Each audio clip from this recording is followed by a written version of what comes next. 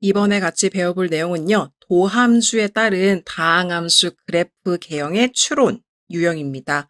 그래서 일반적으로는 여러분들이 3차 함수랑 4차 함수 그래프를 그리게 될 텐데요. 물론 그보다 더 고차 함수 그래프를 그리게 될 수도 있긴 합니다. 그런데 유형을 나누는 것이 고차 함수까지 모두 다 다루기에는 끝이 없기 때문에 우리는 3차 함수와 4차 함수의 유형 학습을 통해서 더 높은 고차 함수 그래프도 어떻게 그리는지 원리를 좀 파악해 보도록 하겠습니다. 일단은요, 주어진 3차 함수 식이 이 최고차의 개수인 a가 양수라고 가정하고 한번 도함수의 그래프의 개형에 따라서 본래 3차 함수는 어떻게 그려지는지 체크해 보도록 하겠습니다. 자, 이 3차 함수를 미분하면요, 도함수가 당연히 2차식이 될 거예요. 자, 그럼 최고차의 개수가 양수인 2차식이기 때문에요, 이렇게 아래로 볼록인 그래프의 모양으로 y는 f'x 그래프가 그려질 수밖에 없을 겁니다. 자, 그럼 y는 f'x 그래프가 2차 함수 형태로 그려진다고 했을 때 얘는요, x축과 몇 개의 점에서 만나느냐에 따라서 두 개의 근을 가질 수도 있고 중근을 가질 수도 있고 허근을 가질 수도 있을 것입니다. 그럼 첫 번째는요, 두 실근을 갖는 경우입니다. 서로 다른 알파와 베타라는 두 개의 실근을 갖는 경우가요, 바로 극대와 극소가 모두 존재하는 경우가 되는 건데요. 첫 번째 이 x는 알파라는 점에서 부호가 플러스에서 마이너스로 바뀌기 때문에 극대가 될 거고요. 이 베타라는 점은 마이너스에서 플러스로 부호가 바뀌기 때문에 극소가 될 것입니다. 그래서 도함수인 2차식이요, 서로 다른 알파와 베타라는 두 실근을 갖게 되는 경우가 양의 3차 함수는 극대 극소로 갖게 되는 이런 유형이 생기게 되는 거고요.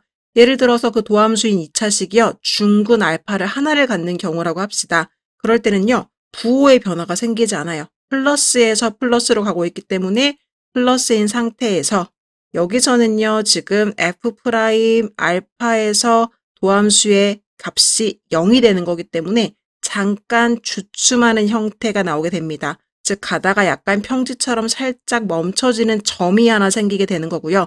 접선의 기울기가 이때는 0이 되는 거겠죠. 그리고 나서 여전히 플러스라는 기호를 갖고 있기 때문에 본래 같았으면은 떨어져야 하는 극대의 위치인데 그렇게 가지 않고 다시금 올라가게 되는 이런 증가함수 그래프 모양을 갖게 되는 겁니다. 그래서 요게 중근을 갖는 경우가 되겠고요. 예를 들어서 허근을 갖는 경우는요, 근을 전혀 갖지 않는 겁니다.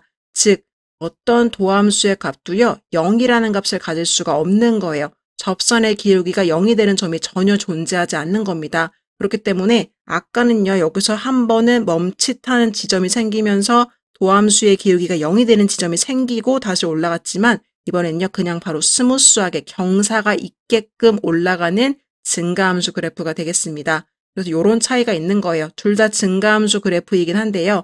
증가함수 그래프인데 무슨 차이가 있냐? 앞에 있는 친구는요, 한 번은 0이 되는 지점이 생기는 거기 때문에 여기가 약간 완만하게끔 그려지는 특성이 있는 거죠. 그려본다면 약간 이런 식으로 부드럽게 올라가는 거고요. 이 친구 같은 경우는 절대로 0이 되는 지점이 존재하지 않기 때문에 조금 더 가파르게 올라간다고 생각을 하시면 되겠습니다.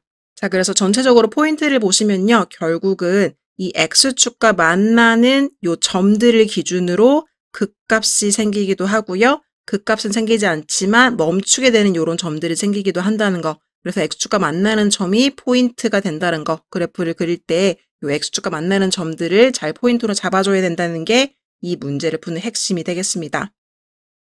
자, 그럼 4차 함수 같은 경우에도 동일합니다. 이번에도요, 양의 개수를 갖는 4차 함수를 예를 들어서 한번 생각을 해보도록 할게요. 양의 개수를 갖는 4차 함수를요, 미분하면요, 당연히 최고차의 개수가 양수인 3차식이 나올 것입니다.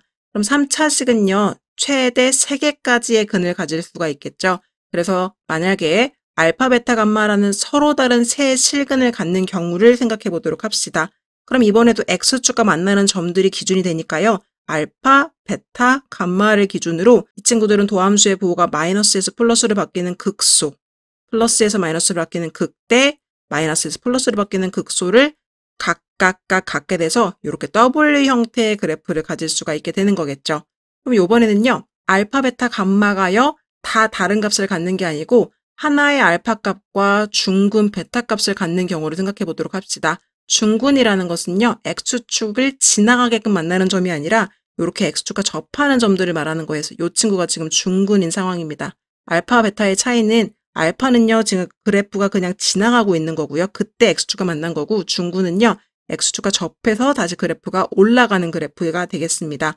부호의 변화가 없는 거겠죠. 알파 같은 경우는 부호의 변화가 생기기 때문에 극값을 가지게 될 거고요. 베타 같은 경우는 부호의 변화가 없기 때문에 증가하고 있는 상황이었다면 계속적으로 증가하는 형태를 갖게 될 것입니다. 그리고 물론 중군이요. 이런 식으로 생길 수도 있을 거예요. 앞쪽에 중군이 생기고 뒤쪽에 그냥 또 다른 하나의 실근이 생긴 경우입니다. 이럴 때는 뒤쪽에서 부호의 변화가 생겼기 때문에 지금 이 지점에서 극값을 가지게 되는 거고요. 이 베타라는 지점이 지금 중근인 상황입니다. 그래프의 부호가 바뀌지 않았죠? 감소함수였다가 다시 감소함수로 내려가는 이런 식으로 떨어지는 그래프가 그려지고 부호가 바뀔 때 극값을 가지면서 올라가게 되겠습니다. 그러면 세 번째 유형은요. 알파, 베타, 감마가요. 모두 다 똑같이 나오는 3중근인 경우입니다. 3중근인 경우에서는요. 다시 한 번 더 이 도함수가요. 부호가 이렇게 바뀌는 마이너스에서 플러스로 넘어가는 이런 형태로 그려질 거예요. 그래서 오히려 그래프는요. 4차 함수임에도 불구하고 하나의 극값을 갖는 2차 함수처럼 그려지게 되는 게 특징입니다. 이때도 마찬가지로 X축과 만나는 점 알파에서 극값을 가지고 있는 것을 볼 수가 있고요. 예를 들어 네 번째 마지막 유형은요. 하나의 실근을 가지고 나머지 두 개 베타와 감마가 허근인 경우입니다. 허근이라는 것은 X축과 만나지 않았다는 거겠죠. 그래서 이번에는요. 하나의 점에서만 만나고요. 이 뒤쪽에선 더 이상 만나는 점이 없는 경우예요. 그럴 때는 이 앞쪽 경우에서만 부호가 마이너스에서 플러스로 바뀌었기 때문에 극소값을 갖게 되겠고요. 뒤쪽에서는 아무런 변화 없이 그냥 급격하게 증가하는 그래프 형태로 그려지면 되겠습니다. 물론 그 허근이라는 게 앞쪽에 있을 수도 있는 거죠. 이쪽에서 근을 갖지 않고 뒤쪽에서 부호가 바뀌는 알파라는 근을 가질 수도 있는 건데요. 이런 상황에서는 부호가 여전히 지금 마이너스 감소하는 형태이기 때문에요.